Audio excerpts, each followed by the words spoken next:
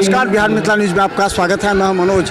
देखिए, आज दरभंगा के डीएमसीएच ऑडिटोरियम में बिहार के राज्यपाल आरिफ मोहम्मद खान ने आकर के 20 छात्रों के मनोबल को बढ़ाते हुए सर्टिफिकेट दिया। ये दीक्षांत समारोह है। कुल 120 बीएससी नर्सिंग के छात्र छात्राओं को सम्मानित किया जा रहा है। और देखिए, यहाँ पर पूरी तरह सज धज कर सभी तैयार है। सभी अपने अपने जो एक रंग है दीक्षांत समारोह को जाता है, उसको लेकर के सभी तैयार कर। देखिए क्या क्या कहते हैं राज्यपाल के साथ जो यहाँ पर मंच पर अतिथि थे वो। सम्मानजनक तरीके से अपना जीवन यापन ही नहीं करेंगे, बल्कि उन लोगों का जो दर्द से पीड़ित हैं, आप उनको दर्द से मुक्ति दिलाने में, बीमारी से मुक्ति दिलाने में एक अहम भूमिका अदा करेंगे। इस पेशे से मुताल्लिक लोगों के लिए, जो लोग मेडिकल में, उनके लिए कहा गया है डॉक्टर के लिए कि हम जब डॉक्टर की फीस अदा करते हैं तो हम केवल उसके शारीरिक परिश्रम के लिए उसको फीस देते हैं, लेकिन उसका जो करुणा भाव है, उसका हमारे प्रति जो उसकी अनुकंपा है, उसकी कीमत हम कभी भी अदा नहीं कर सकते। हम हमेशा अपने चिकित्सकों के और जो बीमारी की हालत में हमारी देखभाल करते हैं, हम हमेशा मरते दम तक उनके ऋणी रहते हैं, उनके कर्जदार। आपने ऐसा प्रोफेशन चुना है, आप बधाई के बाद। आपकी संस्था में देख रहा था कि ये ख्वाजा गरीब नवाज ग्रुप ऑफ कॉलेजेस, आपने ख्वाजा गरीब नवाज का नाम चुना है इस ग्रुप के लिए। तो जब हम ऐसे नामों का चयन करते हैं अपनी पहचान के लिए जो हमें प्रेरणा दे सके, मुझे पूरा विश्वास है कि आपने सोच समझ कर ही ये नाम चुना होगा। उन्होंने मुझे, अभी मैं रास्ते में आ रहा था तो मुझे याद आया कि वो बहुत बड़े सूफी थे और उन्होंने जो उनके मानने वाले थे, श्रद्धालु थे, उनके बीच में एक दफा कहा कि अगर तुम, हमारा है ना, हमारी सबकी कल्पना है, कोई भी परंपरा हो कि अच्छे सत्कर्म करिए तो उसके लिए स्वर्ग है और दुष्कर्म करिए तो उसके लिए नरक है। तो उन्होंने कहा कि अगर तुम अपने आप को जो हिसाब किताब के अजाब से बचाना चाहते हो, नरक से बचाना चाहते हो, तो उन्होंने कहा कि फिर वो इबादत करो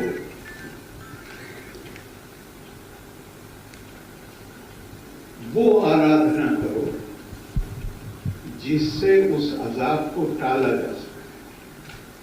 तो लोगों ने कहा कि वो इबादत का, आराधना का तरीका क्या है? तो उन्होंने 3 वाक्य कहे। उन्होंने कहा दर्द मंदगान रा फरियाद रसीदन हाजते बेचार गान रवा कर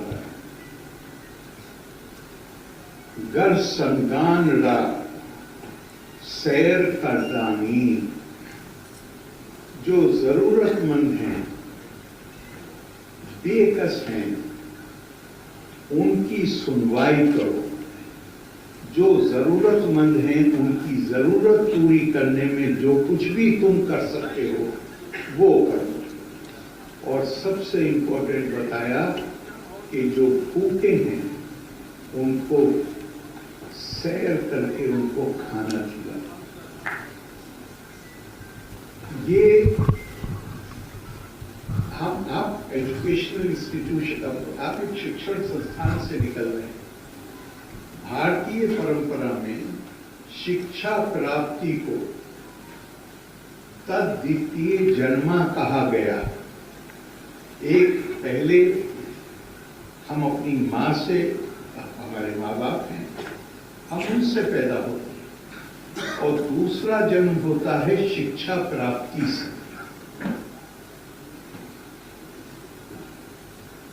और उसे दूसरा जन्म क्यों कहा है? दूसरा जन्म इसलिए हुआ है कि इंसान के अंदर स्वाभाविक तौर पर अपने माता पिता के लिए, अपने परिवार के लिए, फिर जब आप कुछ बड़े होते हैं तो अपने जिस समूह में भी आप पैदा होते हैं उसके लिए आपके दिल में प्यार होता है, उसके लिए वफादारी होती है, उसके प्रति आस्था होती है। लेकिन शिक्षा भारतीय कल्पना दुनिया में शिक्षा को सशक्तिकरण का माध्यम माना गया। आप शिक्षा प्राप्त करके ही डॉक्टर बन सकते हैं, आप शिक्षा प्राप्त करके ही वो क्वालिफिकेशन हासिल कर सकते हैं कि जहां आप मरीजों के उपचार में अपना योगदान दे सकें। ये सशक्तिकरण। लेकिन भारतीय कल्पना केवल सशक्तिकरण की नहीं, वो तो है ही, लेकिन उसके अलावा उसके साथ एक जुड़ी हुई कल्पना है कि वो आपको बंधनों से मुक्त करती। सा विद्या या विमुक्तये, वो बंधन क्या है? वो बंधन है जहां मेरी करुणा, मेरी अनुकंपा, मेरा प्यार, मेरा स्नेह, मेरी वफादारी छोटे छोटे दायरे के अंदर सीमित। विद्या का मतलब यह है, ज्ञान अर्जन का मतलब यह है कि मेरी वो करुणा का भाव और प्यार का भाव और वफादारी का भाव जो पहले मेरे परिवार के लिए या जिस समूह में मैं पैदा हुआ हूं उसके लिए है।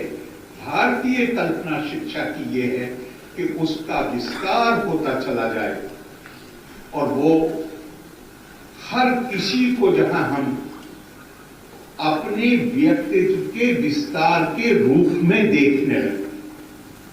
मैंने अभी आपको ख्वाजा गरीब नवाज का एक कोट बताया, अब इसको सुनिएगा कि कितनी समानता है। और ये उन्होंने जो कहा था ख्वाजा गरीब नवाज ने, उससे भी कई हजार साल पहले कहा गया। अथमाम सर्वेषु भूतेषु भूतात्मानं कीर्तालयं अर्चाए दान मानाभ्यम मैत्री अभिनय चक्षुष। अगर आप नेट पे जाएंगे तो ये आपको कपिल देव आहुति संवाद के रूप में पूरा संवाद मिलेगा। और इसके पीछे की कहानी ये है कि कपिल मुनि जो सांख्य दर्शन के सबसे जिन्हें गुरु माना गया, उन्हें जब आत्मज्ञान की प्राप्ति हुई तो ज्ञान की प्राप्ति का एक लक्षण क्या है कि आपके अंदर एक भूख जागती है अपने ज्ञान को दूसरों से साझा करने। कोई आसपास नहीं था, माँ बैठी हुई थी थोड़ी दूर, उनको बुला के, माँ का नाम देवाहुति था, उनको बुला के सामने बिठा दिया और उसके बाद उन्होंने उसको अपने ज्ञान को उनके साथ साझा किया जो आज हमें उपलब्ध है संवाद के रूप। और उसमें उन्होंने क्या कहा, अगर देखिए कैसे विस्तार होता है, या विस्तार का लक्ष्य, विस्तार का अर्थ क्या है? अथमाम सर्वेषु भूतेषु भूतात्मानं कीर्तालयं। हर जीवधारी जो है ये मान लो कि उसका शरीर मेरा मंदिर है, मैं उसके अंदर निवास करता हूं। अर्चाए दान मालाभ्यम, अगर तुम उसकी जो जरूरतें हैं, बुनियादी जरूरतें, आवश्यकताएं, उसको पूरा करने में जो तुम कर सकते हो, इसमें बीमार की बीमारी भी, तुम जो संभव है, जो कर सकते हो वो करो। और कैसे करो? कि जहां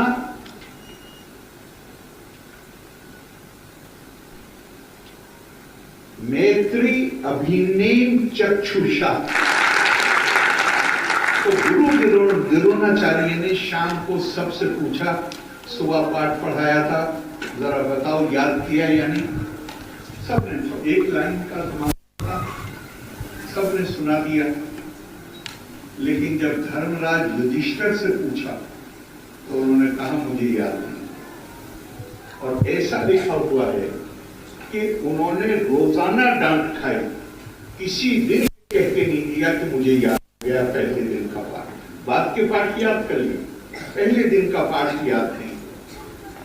तो उन्होंने जीवन के अंत में कहा कि गुरु ने जो पाठ पढ़ाया था पहले दिन, उसे याद करने में पूरा जीवन लग गया। क्योंकि याद करना ये नहीं है कि मैंने किसी बात को अपनी स्मृति में, अपनी मेमोरी में उसको सुरक्षित कर लिया, ये नहीं है उसका याद करने का। याद करने का मतलब है कि जहां उसको आत्मसात किया जाए, उसके अनुसार अपना जीवन व्यतीत किया है, और वो पूरे जीवन का एक संघर्ष है। और इसीलिए एक बात कही गई है, उसको साथ में खत्म करूंगा कि तेजस्विना वही तमस्तु। इस पर भी डॉक्टर राधाकृष्ण की ये हिस्सा है, ओम सहना भवतु सहनो भुनक्तु सर्वभये तेजस्विनावधीतमस्तु मां विद्विषा। इस फ्रेज को तेजस्विनावधीतमस्तु, इसको डॉक्टर राधाकृष्ण